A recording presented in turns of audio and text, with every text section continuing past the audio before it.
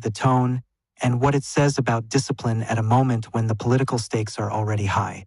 This isn't about whether you like Trump or dislike Rob Reiner. It's about something deeper: political judgment, messaging, and the growing discomfort among parts of Trump's base with how these moments are handled. For years, MAGA has stood firm, defending Trump through controversy after controversy. But this time, something felt different. The pushback was real. The criticism was public. And the unity wasn't automatic. What are your thoughts about President Trump's comment? Drop your thoughts in the comments. Like and subscribe for more on our political roundtable. Trump defending his attacks on renowned actor and director Rob Reiner, who along with his wife Michelle was brutally murdered over the weekend. On social media just one day after the attack, the president linking Reiner's murder to his activism and criticism of him, saying Reiner had a massive, unyielding, and incurable affliction with a mind-crippling disease known as Trump derangement syndrome. There is no evidence connecting the murders to Reiner's political views. Within hours of that post, several Republican lawmakers denouncing the president's words. Kentucky Congressman Thomas Massie writing, "This is inappropriate and disrespectful discourse about a man who was just brutally murdered." Former Trump ally Georgia Congresswoman Marjorie Taylor Greene writing, "This is a family tragedy, not about politics or political enemies."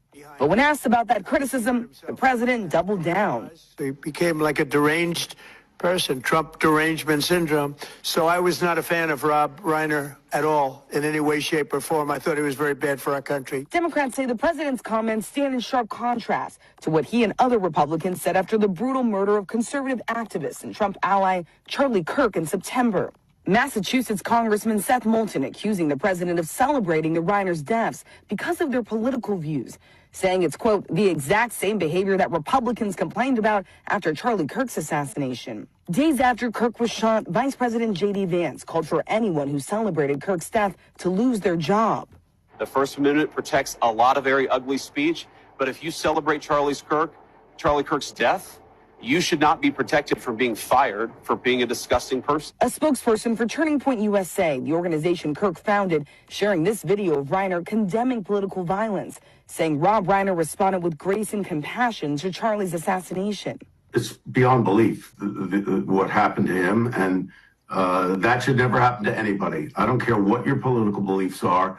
That's not acceptable. That's not a solution to solving problems. They added that Reiner's response in that moment makes it all more painful to hear of he and his wife's tragic end. And it wasn't just lawmakers criticizing the president. Even several conservative voices and influencers who are typically in lockstep with the president speaking out against those comments, one even calling it shameful. But again, when asked directly about that criticism, the president only digging in. One candidate, Trump, who actually tells you he's going to govern like an authoritarian. He says it. It's not a mystery. And you've got to make a choice. You have to make a choice. Do we want fascism, or do we want to continue the 248 years of self-rule? I'm Rob Reiner, and America, we've got a problem. We've been attacked by a foreign enemy power, and our president refuses to defend us. This is just the beginning, and people have to understand our democracy is being taken away from us. Make no mistake, we have a year before this country becomes a full-on autocracy and democracy completely leaves us. And we're looking at the election in 2026, and Donald Trump knows, he knows that in a free and fair election, he will lose. He will lose the House. The House will flip and will become into Democratic hands. People care about their pocketbook issues, the price of eggs. They care about their health care, and they should. Those are the things that directly affect them. But if they lose their democracy, all of these rights, the freedom of speech, the freedom to pray the way you want, the freedom to protest and not go to jail, not be sent out of the country with no due process. All these things will be taken away from them. For the President of the United States to take this family tragedy in which both Reiner and his wife were killed and say that it's because of Trump derangement syndrome, I thought was well beneath him and beneath the office. Not helpful, not the right tone for the moment, not a good example, and really just unfair to just don't do that to a man when he's just died. This is ugly rhetoric. It is ugly. It is actually evil. I think President Trump should have said nothing. There's a time and a place for politics and for trolling. A man being viciously murdered along with his wife, allegedly at the hand of their own son, is not that time or that place. A reaction to the president's social media post blaming Rob Reiner and his wife Michelle's murder on Reiner's hatred for Donald Trump has not been good, with many otherwise fervent supporters calling it unfeeling and ugly. Also getting a lot of interesting reaction from people who might be starting to rethink their support of the president. And America, we've got a problem. We've been attacked by a foreign enemy power, and our president refuses to defend us. Donald Trump is meeting with Russian President Vladimir Putin one-on-one in a closed-door meeting with no aides present and no record of what will be said. Putin's government attacked our democracy by interfering in the 2016 election to help Donald Trump become president. That is not in dispute. It has been verified by all U.S. intelligence agencies, the Republican-led Senate Intelligence Committee, and the U.S. Justice Department. Trump and his campaign's conspiracy with Russia is the subject of a federal investigation. And yet Donald Trump refuses to meet with Robert Mueller, the prosecutor leading that investigation. Trump said he'd meet with anyone. He told us, I'll speak to anybody. but now he's backing out. If he has nothing to hide, why won't he sit down and answer Mueller's questions? What's he afraid of? In light of his meeting with Putin, it's more imperative than ever that we get that truth. Join me in demanding that Trump meet with Mueller and answer his questions. That's where our expectations are for him. And for somebody to simply say that the president of the United States, when somebody dies in the fashion that they did, should just be quiet, we need to all look at ourselves and say that is the standard that we hold for the president of the United States? That this man that is 80 years old is incapable of actually having empathy? This man who's 80 years old is incapable of being an example for our children, regardless of Democrat or Republican? And the bigger condemnation I have is for those individuals who call themselves evangelical Christians who surround the president of the United States, but then look at this type of nonsense and turn a blind eye to it. He has a prayer council. They lay hands on him. With what? Gloves? Mittens? I mean, that ain't getting through. I mean, who are they praying to? And so I have a great deal of disdain for, and listen, there are people who will say, I love Donald Trump's policies. I hate the man that he is. That is just a very, very weird paradigm that I'm not sure I could find myself in. I've too respectful, inappropriate, unpresidential. And these are the comments from Republicans on Capitol Hill today. Forget the Democrats for a sec about the comments that President Trump posted on social media this morning about the tragic murders of Hollywood director Rob Reiner and his wife, Michelle. This all started this morning when Trump said that the murders were, quote, reportedly due to the anger Rob Reiner caused others through his massive, unyielding, and incurable affliction with a mind-crippling disease known as Trump derangement syndrome. He was known to have driven people crazy by his raging obsession with President Trump. So that struck a lot of people as really in horrible taste and lacking basic humanity and compassion. Congressman Don Bacon, Republican of Nebraska, reached out to me and said, quote, I'd expect to hear something like this from a drunk guy at a bar, not the president of the United States. Can the president be presidential? Republican Congressman Tom Massey of Kentucky said, this is inappropriate and disrespectful discourse about a man who was just brutally murdered. I guess my elected Republican colleagues, the vice president and White House staff, will just ignore it because they're afraid.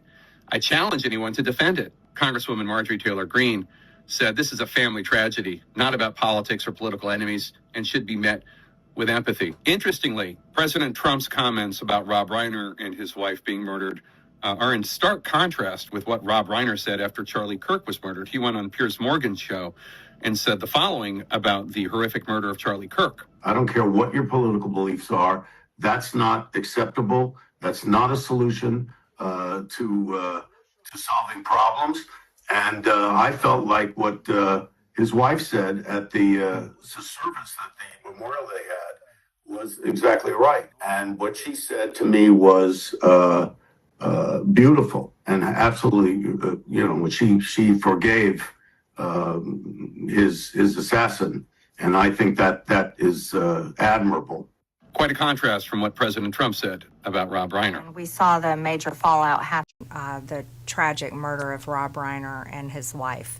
MAGA faithful reacted big time, and they called it out. It's all over social media. People, his supporters, including myself, we didn't appreciate hearing the president, who himself was shot, and after Charlie Kirk's horrific murder, we didn't appreciate, even if you don't agree with Rob Reiner politically, there was no reason for his statement to be the statement that he made. The president called him bad for our country and said he was a deranged person as far as Trump is concerned. I thought that statement was absolutely, completely below the office of the President of the United States, classless, and it was just wrong. From my understanding, what I've seen on the news, it was drug abuse and mental illness. And many families across America deal with family members that are drug addicts or have mental health issues. And I think the president should have responded with compassion and talked about those issues. He didn't have to make it about politics. So inappropriate and so beyond the bounds that we like that. I don't know how many straws on the camel's back it's going to take, but it's just unpresidential behavior at an absolute minimum. Your country is a well-educated, grown-up, serious country, and you wonder whether this kind of thing is going to actually have an effect on Donald Trump's MAGA base. They look at it and they think that's one stage too far for me. Well, I think we've passed peak Trump here. I think if you look at what's happened in Washington in the past, I'll say 30 to 45 days, I think people now recognize he's not a new president. He's a lame duck president, and we're on the downhill slope. Now, I'm not predicting the rate of descent or how far he'll go, but each day that passes brings us closer to the 26 elections, which many Republicans in Washington, forced to defend Trump's policies, are going to find a lot of unemployed members of Congress after that's over. And then I think things really do go downhill for him. So it's 3 years of Trump in office may seem like a long time, but people need to prepare for the end of Trump and not make conclusions that the U.S. is going to be like this forever. Not going to happen. Several reactions coming in here. One from President Trump that I did want to share with you that he posted on X. This is his statement saying, "A very sad thing happened last night in Hollywood. Rob Reiner, a tortured and struggling but once very talented movie director and comedy star, has passed away, together with his wife, Michelle, reportedly due to the anger he caused others through his massive, unyielding, and incurable affliction with a mind-crippling disease known as Trump derangement syndrome, sometimes referred to as TDS. He was known to have driven people crazy by his raging obsession of President Donald J. Trump, with his obvious paranoia reaching new heights as the Trump administration surpassed all goals and expectations of greatness. With the golden age of America upon us, perhaps like never before. May Rob and Michelle rest in peace." So President Trump just weighing in there. We wanted to bring that to you here on Live Now from Fox. I was not a fan of Rob Reiner at all in any way, shape, or form. I thought he was very bad for our country. We hear about Susie Wiles all the time. I just got to ask, where was Susie Wiles? Where was any grown-up in the White House? Where were they? Where were they? They had to know that even for this president, who aggressively goes after his critics, who's broken barriers time and time again, but even for this president with the low standards that he's allowed to get by on, somebody in that White House had to know this would cause conservatives, this would cause his most fierce supporters in the MAGA base to be deeply disturbed at how much it would damage him. This is not about hurting libs. This isn't about libs. This is about Donald Trump hurting Donald Trump. Donald Trump hurting the White House. Donald Trump hurting the MAGA base. Like Eric Erickson said, people in the MAGA base are exhausted by this. Who is in the White House who can say, Mr. President, you can't send that out? Well, this has been one of our themes in this last month or two as the president has really been in a political slump. there's no one in the White House to tell him no, and that's by design. Social media account is the president himself or Dan Scavino, who's one of his longtime advisors. They're the ones who have the keys to this, but someone in the White House response staff, they put it out. The reflexive instinct is just to fight, to double down on whatever the president says. This should not be a challenging moment. This is a moment to be a human, to express sympathy, horror, sadness, and he's simply not able to do it. When that Truth Social post came on, it came just before we came off the air yesterday. I literally gasped on air, and I'm the one who always reads the Truth Social post. I am rarely surprised by what he says.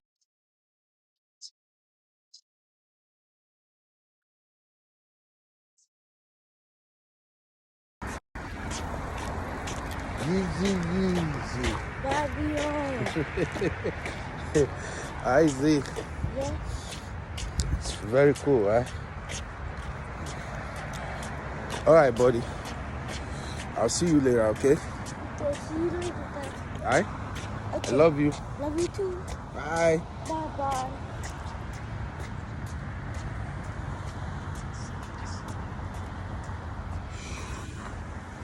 That's my boy. My boy, yo.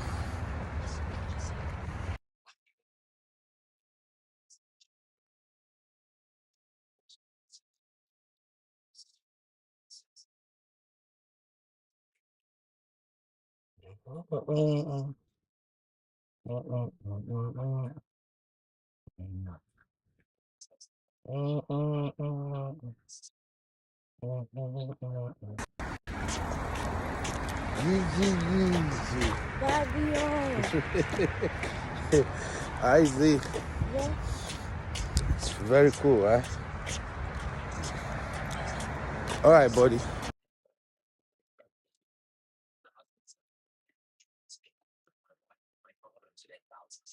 There are moments in politics when the loudest backlash doesn't come from the opposition.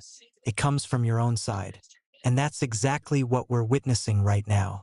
Over the past few days, a comment made by Donald Trump about filmmaker and longtime critic Rob Reiner ignited a firestorm online. The remark, widely seen as unnecessary and inflammatory, immediately drew reactions not just from Trump's critics, but from within the MAGA movement itself. Some supporters felt the comment crossed a line. Others questioned the timing, the tone, and what it says about discipline at a moment when the political stakes are already high. This isn't about whether you like Trump or dislike Rob Reiner. It's about something deeper, political judgment. That struck a lot of people as really in horrible taste and lacking basic humanity and compassion. Congressman Don Bacon, Republican of Nebraska, reached out to me and said, quote, "I'd expect to hear something like this from a drunk guy at a bar, not the president of the United States. Can the president be presidential?" Republican Congressman Tom Massey of Kentucky said, "This is inappropriate and disrespectful discourse about a man who was just brutally murdered. I guess my elected Republican colleagues, the vice president and White House staff, will just ignore it because they're afraid. I challenge anyone to defend it." Congresswoman Marjorie Taylor Greene said, "This is a family tragedy, not about politics or political enemies, and should be met with empathy." Interestingly, President Trump's All right. All right, guys. I don't know if you can hear me. If you can hear me, can you please drop one? I'm just testing out this app. Hopefully it works. I don't even know how it works, man. I'm just trying it out. So pardon me if you can hear me. Just say to me you can hear me. Oh yeah. Thank you, my brother. Texas Kido. Thank you if you can hear me. Man, there are too many applications out here, so I just wanted to know what this one sounds like. Thank you.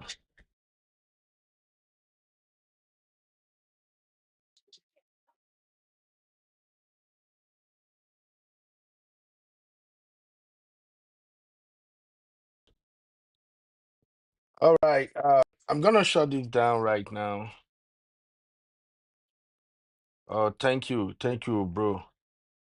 You say you can hear me now. Thank you very much. I appreciate that.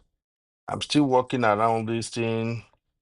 I don't even know how this avatar of a thing work. I don't know if it is something I have to upload my own.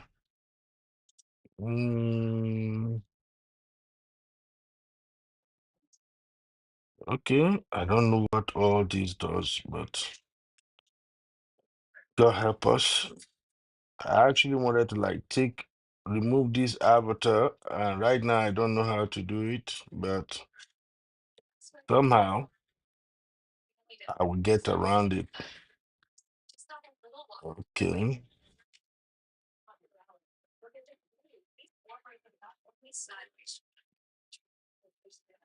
All right, I gotta go now. I'll see you guys in the next one. Thank you very much. Whew, let me end this. Do you wish to end the live stream? Yes, end it. Do you want to end the YouTube live session? End it too. Okay.